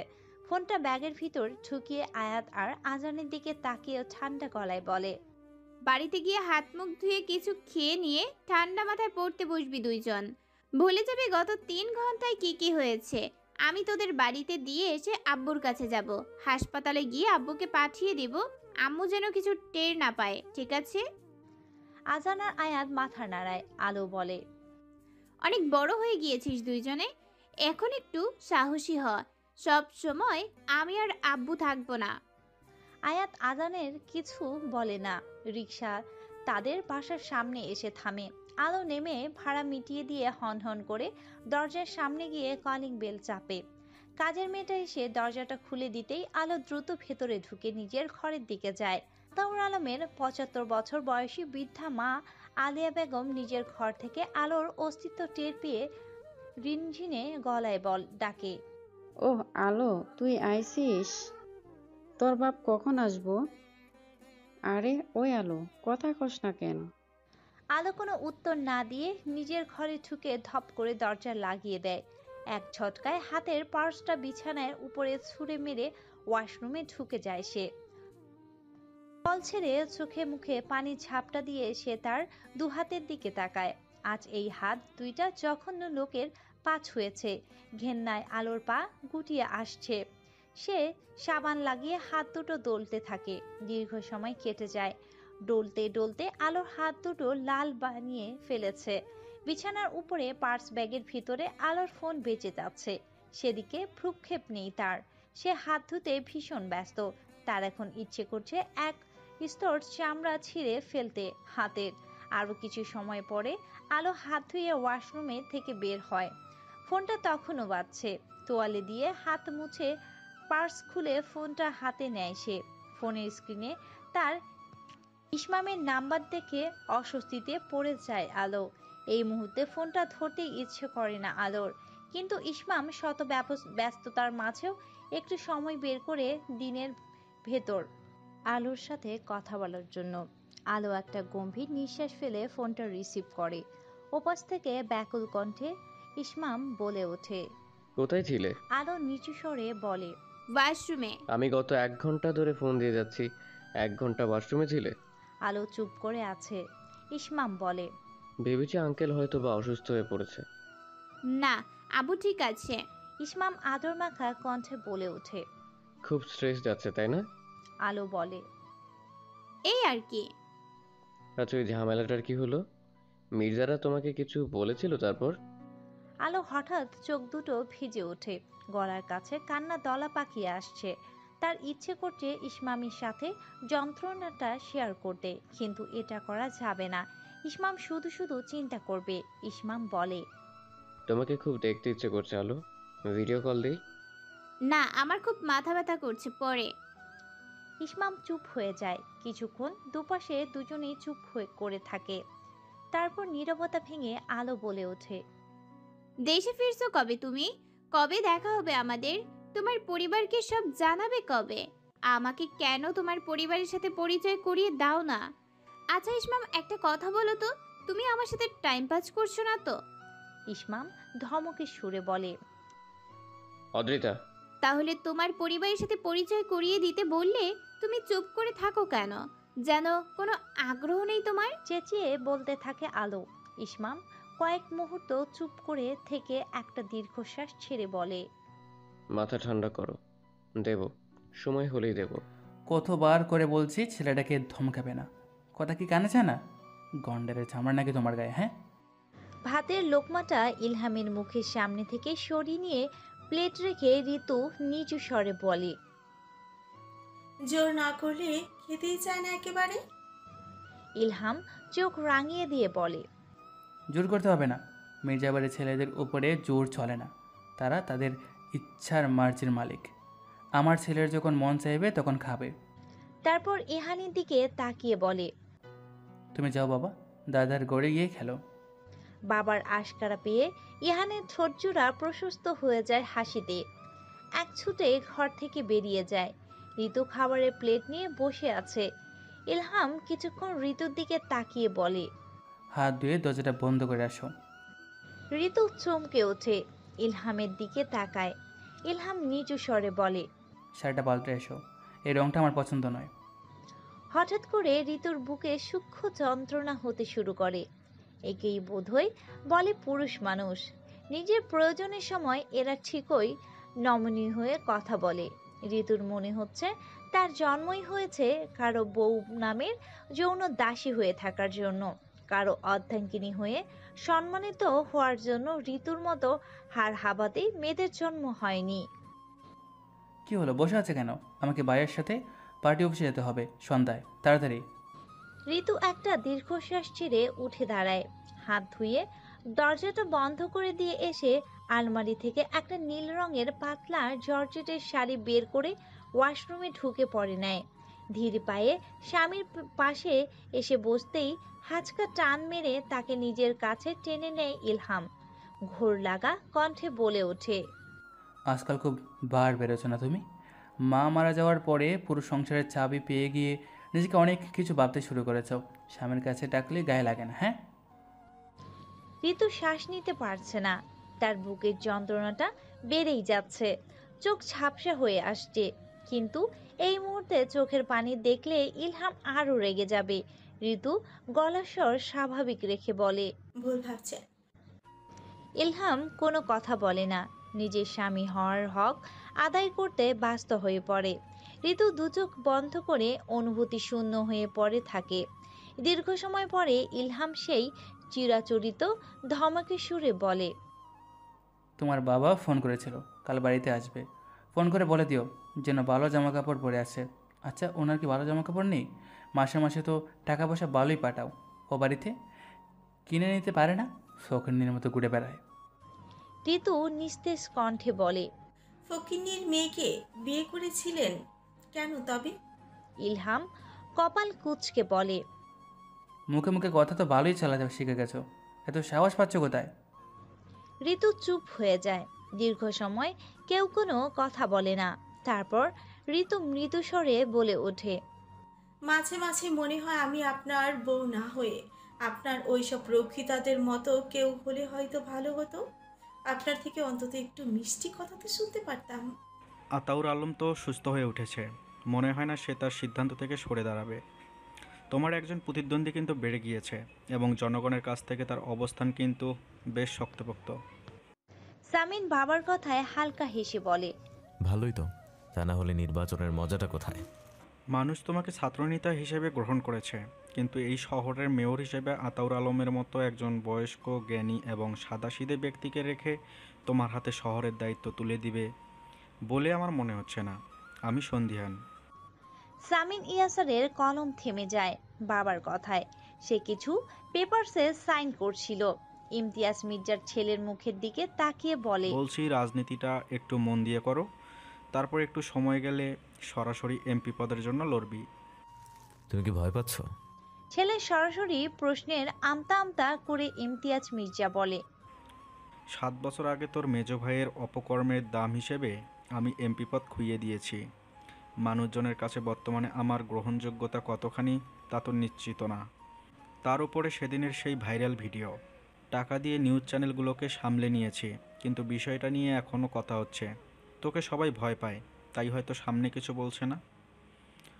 সেটাই, এই ভয়টাই আমার দরকার। তারপর কয়েক মুহূর্ত চুপ থেকে বলে, আতাউর আলম সাদাসিধে মানুষ, রাজনীতি সাদাসিধে মানুষ দিয়ে হয় না বাবা। এদের জন্য উপযুক্ত পেশাই হচ্ছে শিক্ষকতা। দীর্ঘজীবন সাংবাদিকতা করেছে, এই শহরে টিকে থাকতে পেরেছে, এটাই অনেক। ইমতিয়াজ মির্জা ছেলের সাহস এবং আত্মবিশ্বাস দেখে অবাক হয়। সেও প্রচণ্ড সাহসী ছিল, কিন্তু তার বড় ছেলে তাকেও ছাড়িয়ে গিয়েছে। যদি এই সাহসটা ভালো কাজে লাগাতে পারে তাহলে অনেক দূর যেতে পারবে। সামিন ইয়াসার বলে, নির্বাচনে হারার কথা ভেবে চিন্তা করো না, কারণ জিতবো আমি, সেটা যেভাবেই হোক। ওই মেয়েটার ব্যাপারে কি করলি? বলছি মামলা দিয়ে দে, ওর বাবাকে একটু দমিয়ে রাখা যাবে। ওটা সম্পূর্ণ আমার ব্যাপার, তুমি ওটা নিয়েও ভেবো না। ভীষণ সাহস মেয়েটির। বাবার জন্য সন্দেহের বশে কোনো রকম যাচাই বাছাই না করেই শামিন ইয়াসারের গায়ে হাত তোলে। আতাউর অনেক লাকি, এমন একটা মেয়ে পেয়েছে। তুমি মেয়েটার প্রশংসা করছো নাকি আমাকে অপমান করতে চাইছো বাবা? কোনোটিই না। হঠাৎ করে সামিন ইয়াসারের ফোন বেজে ওঠে। ফোনের দিকে তাকিয়ে সে খুশি হয়। ইমতিয়াজ মির্জার দিকে তাকিয়ে বলে, কথা বলো, জিজ্ঞেস করো কবে ফিরবে দেশে। বাড়ির ব্যবসা ইলহাম একা সামলাতে হিমশিম খাচ্ছে, এতটুকু দায়িত্ব তো নিতে বলো। সামিন ইয়াসার ফোন কানে তুলে নিয়ে বলে, হ্যাঁ বল ভাই। ওপাশ থেকে কেউ বলে ওঠে, ভাইয়া। বল, ঠিক আছিস তুই? ঠিক আছে ভাইয়া, একটা কথা জিজ্ঞেস করি। কি কথা বল। ওই ঝামেলাটার কি হলো? তুমি মেয়েটিকে কিছু বলেছো পরে? সামিন কিছুটা অবাক হয়ে বলে, সব কথা রেখে ওই কথা জিজ্ঞেস করছিস কেন? না মানে আমি চাই না তুমি কোনো ঝামেলায় জড়াও, তাই আর কি।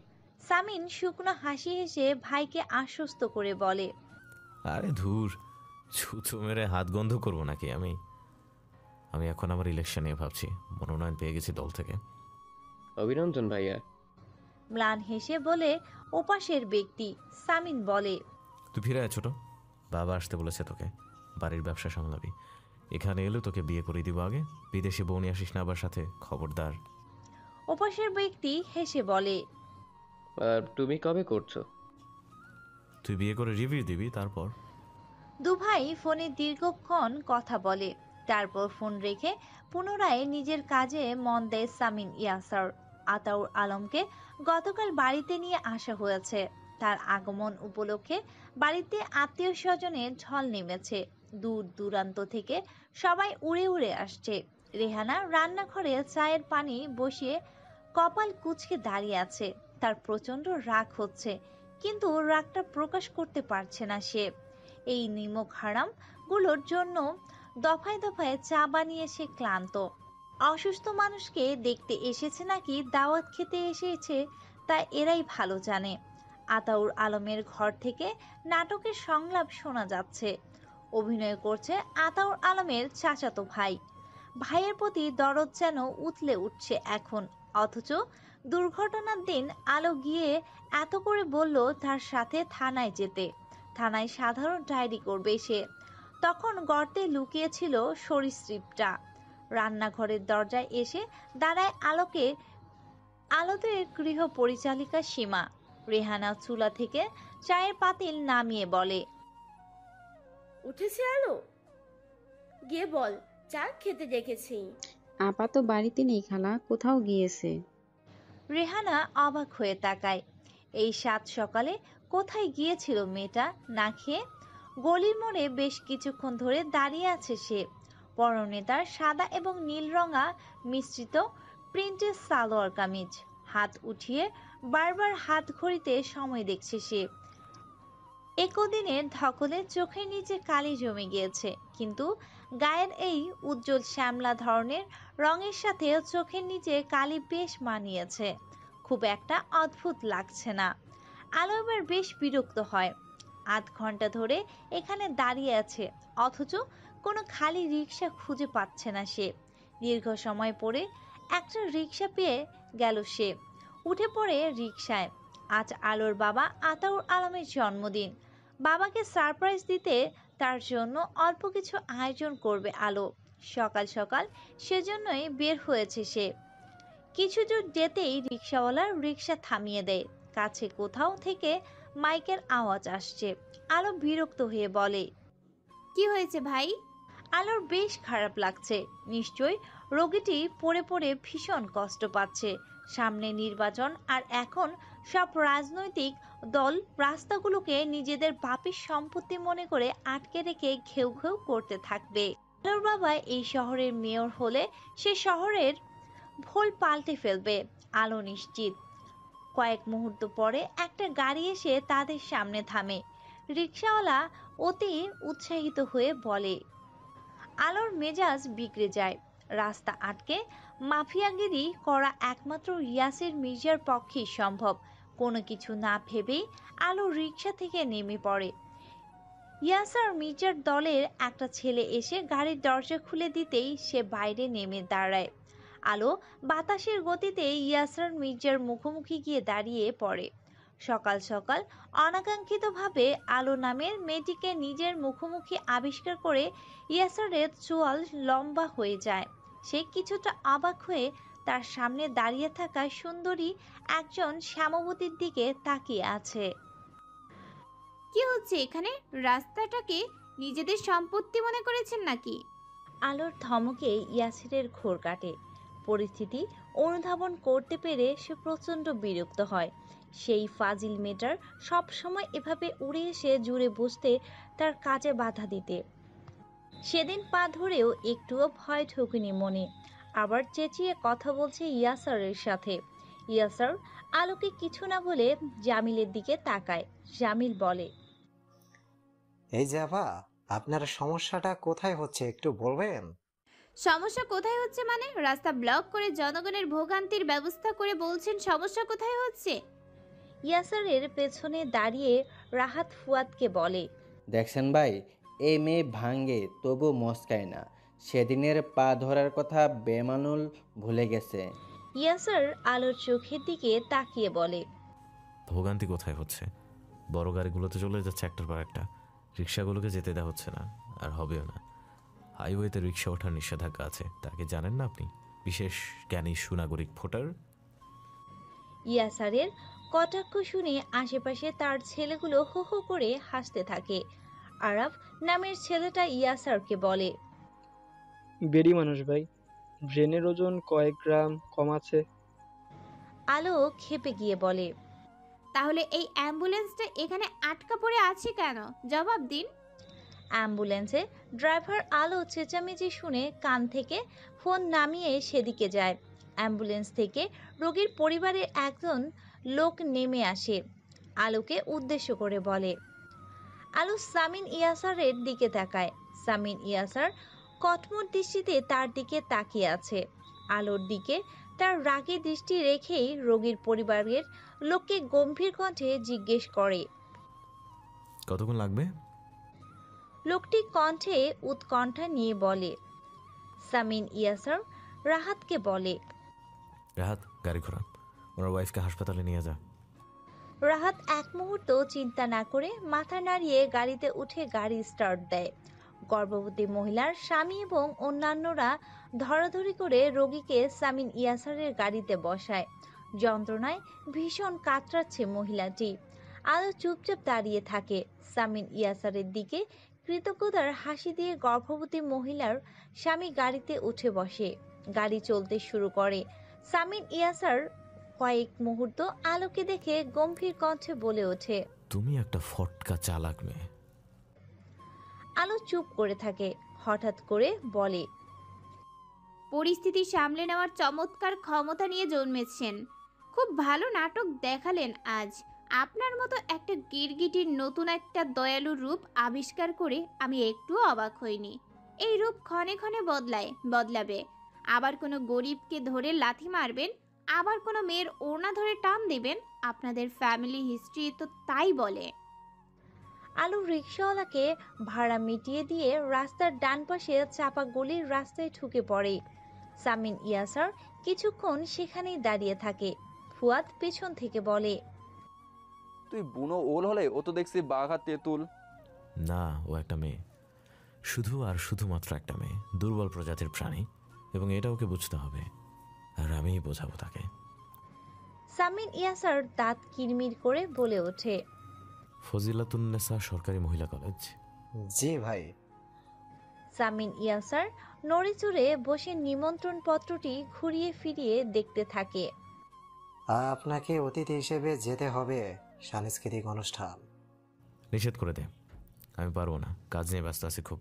বারবার মিছিল মিটিং করতে হচ্ছে, এখন এসব অনুষ্ঠানে গিয়ে মেয়েদের নৃত্য দেখার কোনো সময় নাই। কথাটি বলে সামিন নিমন্ত্রণ পত্রটি একটা লেখার দিকে কিছুক্ষণ তাকিয়ে থাকে। জামিল মাথা নাড়িয়ে বলে, ঠিক আছে ভাই, আমি ফোনে জানিয়ে দিচ্ছি। ওয়েট। জামিল দাঁড়িয়ে পড়ে সামিনের কথা শুনে। সামিন নিমন্ত্রণ পত্র থেকে চোখ তুলে জামিলের দিকে তাকিয়ে বলে, এই কলেজে তো ওই মেয়েটাও পড়ে, তাই না? কোন মেয়েটা? জামিল কয়েক মুহূর্ত চিন্তা করে বলে, ও ওই ফটকা মেয়ে আলো। হ্যাঁ, ও এই কলেজেই পড়ে। ওর নাম অত্রিতা আলো না? 4th year, department of English. কেন ভাই? সামিন নিমন্ত্রণ পত্র উঠিয়ে জামিলের দিকে তুলে বলে, স্বেচ্ছাসেবকদের লিস্টে ওর নাম। অনুষ্ঠান হোস্ট করবে সে এবার। তো জিজ্ঞাসু দৃষ্টিতে জামিল ইয়াসারের দিকে তাকায়। ফাইন, প্রিন্সিপালকে বল আমি যাব।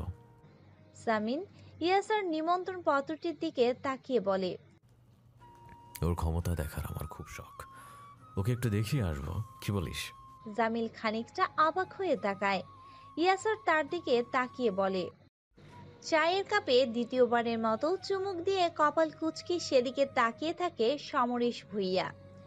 কোনো ফাঁকে একটা ক্ষুদ্রকার মাছি এসে বসে আছে চায়ে, ঠিক বসে নয়, মরে পড়ে আছে। সমরেশ ভুইয়া তর্জনী আঙ্গুল দিয়ে মাছিটাকে ঠেলে কাপ থেকে সরিয়ে একটা টিস্যু পেপারের উপর রাখে। পুনরায় চায়ের কাপ উঠিয়ে মুখের কাছে নেয় চুমুক দেবার বলে। পাশে বসে সমরেশ ভুইয়ার কাণ্ড দেখছিল তার এক কনিষ্ঠ কর্মী জায়েদ আলী। বাধা দিয়ে বলে, করছেন কি? আরেক কাপ চা আনিয়ে দিচ্ছি, ওটা রাখুন। সমরেশ ভুইয়া জায়েদ আলীর কথা না শুনে চায়ের কাপে তৃপ্তির চুমুক দিয়ে কাপটা নামিয়ে রাখে।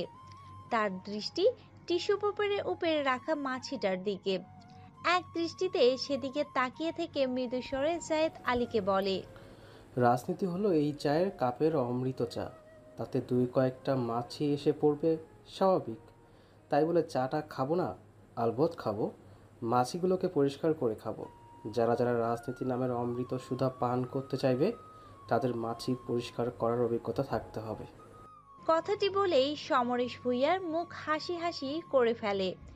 নিজের বলা কথাটি তার নিজেরই বেশ পছন্দ হয়। জায়েদ আলী বলে, মাছি পরিষ্কার করার জন্য তো আপনাকে নোবেল দেওয়া উচিত। যেভাবে আতাউর আলম মাছিটাকে রাস্তা থেকে সরিয়ে দেওয়ার প্ল্যান করছিলেন। কি? আতাউর আলম মাছি? বেশ বেশ বলেছ জায়েদ, ও তো একটা মাছি। জায়েদ আলী বলে, পরিকল্পনাটা তো ভালোই করছিলেন। ঠ্যাং ভেঙে ঘরে পড়তে থাকতো।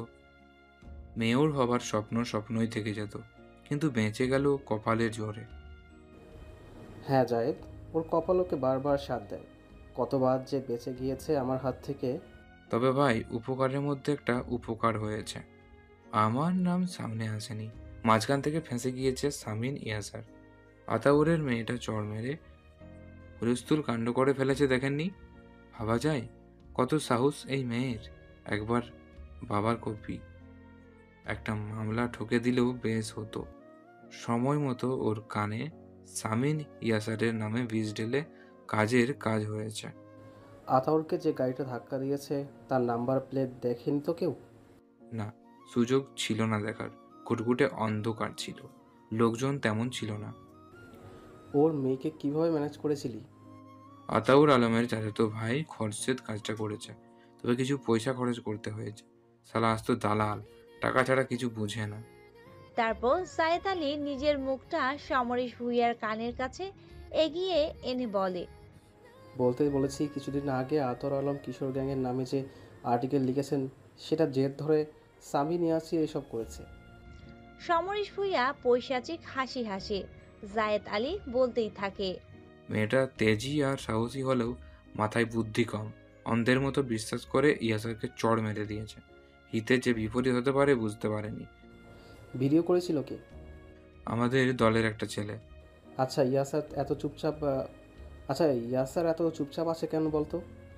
একটা মেয়ের হাতে চড় খাওয়ার পরে ওর তো থুলখালাম কাণ্ড বাঁধানোর কথা। বিষয়টি বেশ অদ্ভুত লাগছে। যাই হোক, ওরা যদি সাপের নেউলে হয়ে যায় তাহলে তো আমারই লাভ। মাঝখান থেকে মনেটা এই সাপুরে নিয়ে নেবে। সাপুরে শমশের ভূঁইয়া।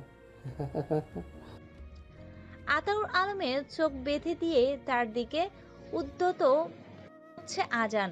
পেছন থেকে আলো তার ভাইকে বলে ওঠে, আরে ভিতর ডিম, তোকে আব্বুর চোখ বেঁধে ফেলতে বলেছি, কিডন্যাপ করে আনতে নয়। এত পা টিপে টিপে এগোচ্ছিস কেন? তাড়াতাড়ি যা। আজান আলোর তাগাদাত পেয়ে দ্রুত গিয়ে আতাউর আলমের চোখ বেঁধে দেয়। আতাউর আলম চমকে উঠে বলে, কি হচ্ছে? আলো হেসে দিয়ে বলে, 1 মিনিট আব্বু। তারপর দৌড়ে গিয়ে জন্মদিনের কেকটা নিয়ে এসে আতাউর আলমের বিছানার পাশে রাখে। সবকিছু সাজিয়ে গুছিয়ে নিয়ে আতাউর আলমের চোখ খুলে দিয়ে আলো বলে, টেনটেনা সারপ্রাইজ। আজান আয়াত চেঁচিয়ে ওঠে, শুভ জন্মদিন আব্বু, শুভ 52তম জন্মদিন।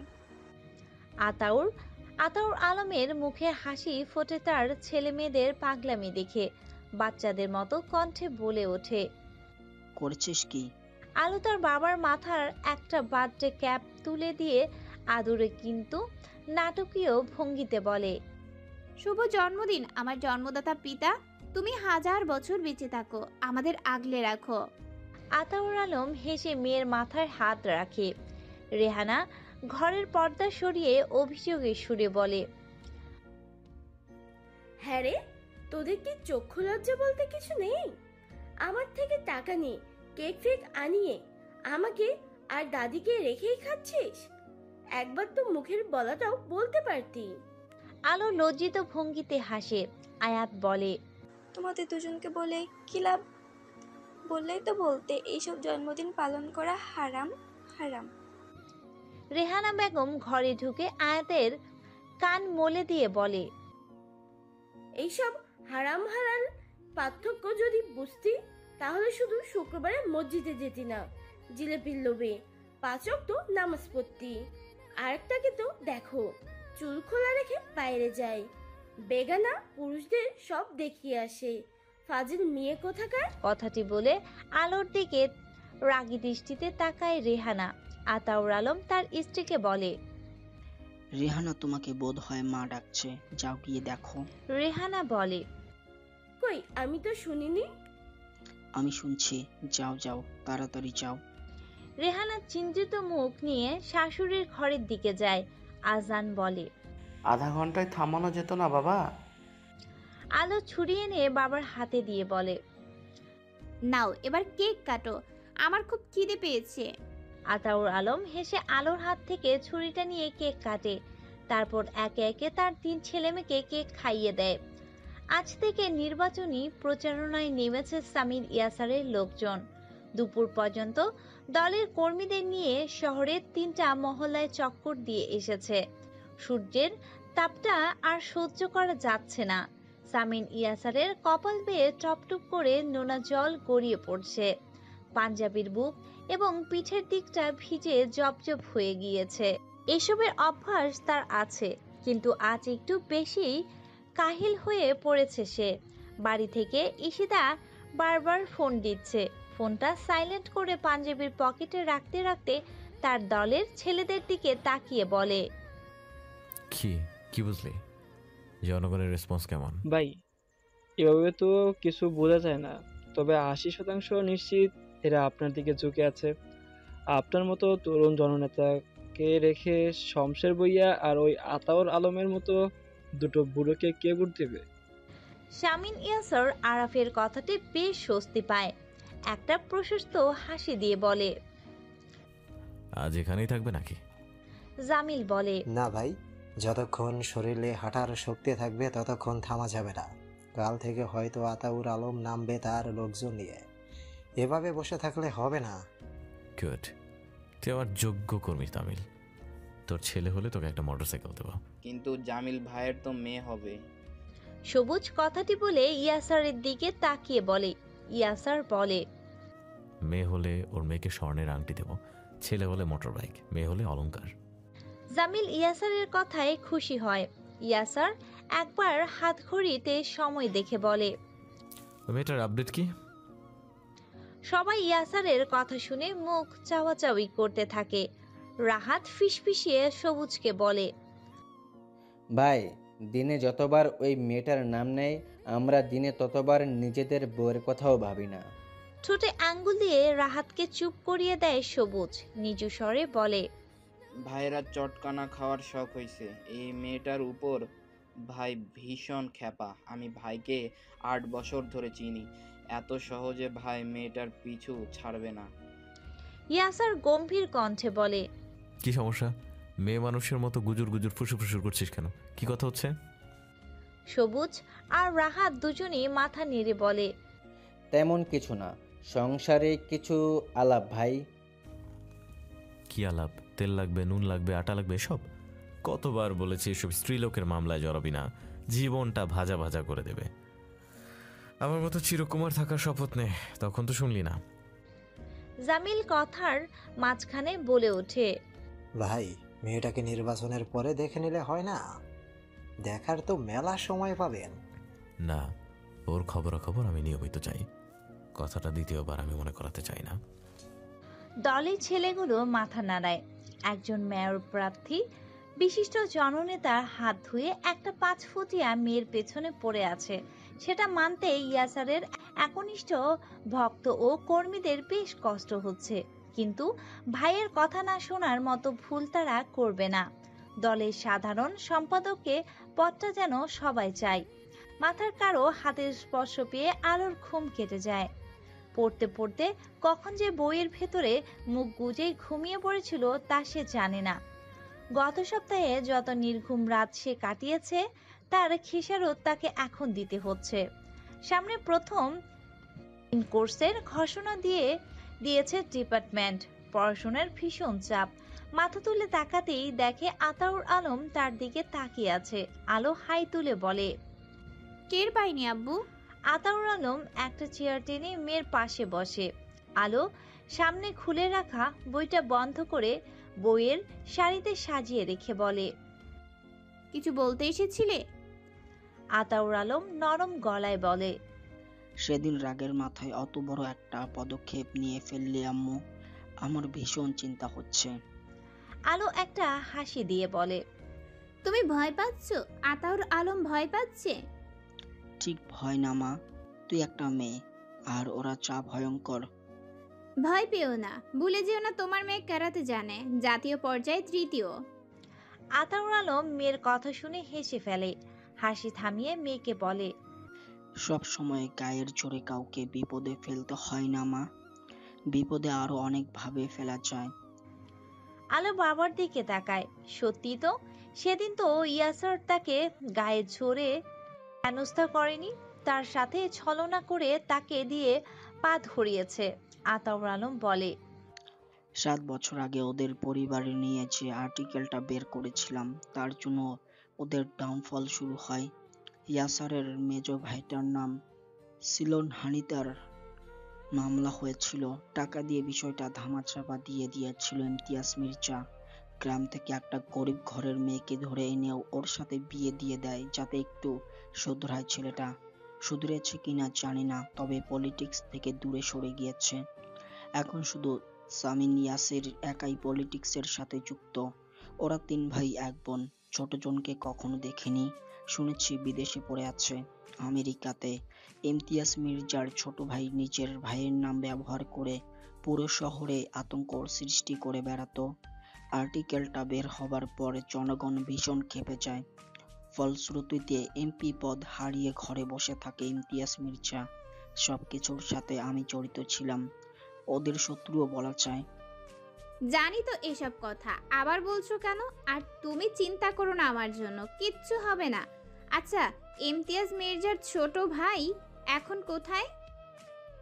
ইশতিয়াকে কোথাও আবার পালিয়েছে কানাডা, আর দেশে ফিরেনি। এত কিছুর পর ইয়াসার মির্জা জনগণ কিভাবে গ্রহণ করে নিচ্ছে সেটাই বুঝতে পারছি না। কেন আবার? সবটাই তো টাকা আর জনগণের উপর চাপ প্রয়োগ করে, ছাত্রনেতা বলে কথা। হ্যাঁ ঠিক বলেছিস, ওদের অনেক টাকা, রিয়েল এস্টেটের বিজনেস থেকে প্রচুর উপার্জন হয়। আলো কিছু বলবে তার আগেই ফোনের রিংটোন বেজে ওঠে। আলো এসে বুঝতে পেরে যায় ফোনটা কে দিয়েছে।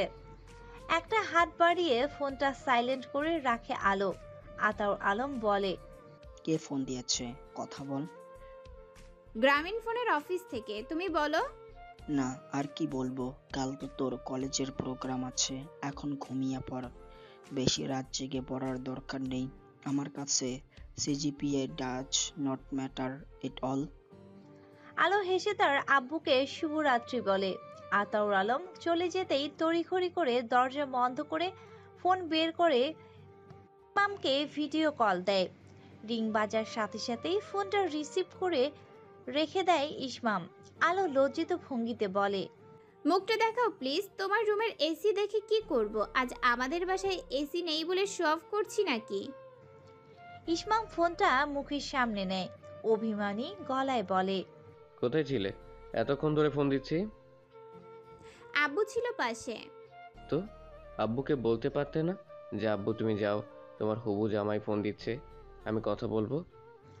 আলো হাসে। ইসমাম বলতে থাকে, সবসময় আমাকে বলো, অথচ তুমি নিজেই তো তোমার পরিবারকে ভয় পাও, তাদের কেন বলো না আমার কথা?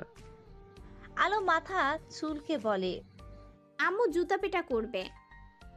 আচ্ছা, জুতো পেটা হতে হবে না। কিছুক্ষণ দুজন দুজনের দিকে তাকিয়ে থাকে, তারপর আলো বলে, আমার না তোমার চেহারাটা খুব কমন লাগে ইসমাম, কার সাথে যেন খুব মিল। ইসমাম মৃদু হেসে বলে, হতেই পারে, পৃথিবীতে একই চেহারার 7 জন থাকে জানো না? একটা ব্যাপার বেশ হাস্যকর, আমাদের দুইজনের সামনাসামনি কখনো দেখা হয়নি, ব্যাপারটা যুগ অনুযায়ী কতটুকু গ্রহণযোগ্য? একটুও না, যে শুনবে সেই হাসবে, ভাববে আমরা কত বোকা। আচ্ছা, তোমার বাবার কথা বলছিলে, টিচার, তো উনি কি রিটায়ার্ড করেছেন? ইসমাম চুপ করে থাকে, তার গলায় কথা আটকে আটকে আসছে। কয়েক মুহূর্তের সময় নিয়ে বলে, না। আলোকে কিছু বলতে না দিয়ে পুনরায় বলতে থাকে, একটা কথা বলি অদ্রিতা। বলো। না কিছু না। আচ্ছা ঘুমাও এখন, কাল তো তোমার কলেজে প্রোগ্রাম হোস্ট করতে হবে। রাখছি, বাই। ইসমাম ফোন কেটে দিলে আলো ঘুমানোর প্রস্তুতি নেয়। অপর পাশে সুদূর ফ্লোরিডার নিজের ডরমিটরিতে ইজি চেয়ারের গা এলিয়ে দিয়ে দু চোখ বন্ধ করে থাকে ইসমাম। আদ্রিতা আলো নামের মেয়েটির সাথে প্রথম পরিচয়ের দিনগুলো স্মৃতিচারণ করতে থাকে সে। করোনা মহামারীর সময়ে একটা অনলাইনে ফোরামে আয়োজিত একটা বিতর্ক প্রতিযোগিতায় তারা দুজনেই ছিল প্রতিযোগী। বাংলাদেশি মেয়ে শুনে খানিকটা কৌতূহলী হয়ে আদ্রিতা আলোর সাথে আলাপচারিতা জড়িয়েছিল ইসমাম। হঠাৎ একদিন আবিষ্কার করলো সাংবাদিক আতাউর আলমের মেয়ে আলো।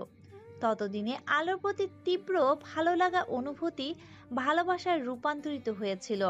ইসমাম বরাবর সবার কাছে নিজের পরিচয় নিয়ে কথা কম বলে।